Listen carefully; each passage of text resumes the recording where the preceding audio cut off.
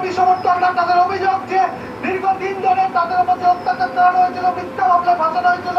এই মুহূর্তে তোমাকে দেখাবো ছবিটা যে রীতিমতো বিশাল উল্লাস চলছে যে তীর্থঙ্কর ঘোষ, যাকে ভোট পরবর্তী হিংসা মামলায় অভিযুক্ত ছিল এবং তাকে গ্রেপ্তার করে আজকে এই মুহূর্তে ব্যারাকপুর মহকুমা আদালতে নিয়ে যাওয়া হচ্ছে এবং সেই উপলক্ষে কার্যত উৎসবে মেতেছেন বিজেপি কর্মী সমর্থকরা। সেখানে ঢাকঢোল বাজানো হচ্ছে, গলিত ছবিটা দেখাচ্ছে, ঢাকঢোল বাজানো হচ্ছে, সেখানে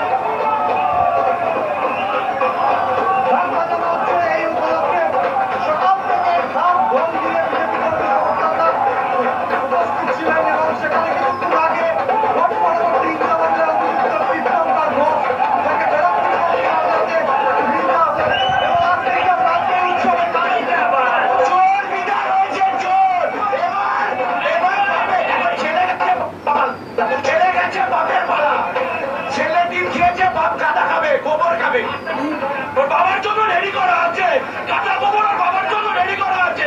একটা খুনি ক্রিমিনাল, নির্মল ঘোষ একটা খুনি ক্রিমিনাল, ওর জন্য কাদা গোবর রেডি করা আছে। কার্যত উৎসব পৃথিবীর মাঝখানে তিনি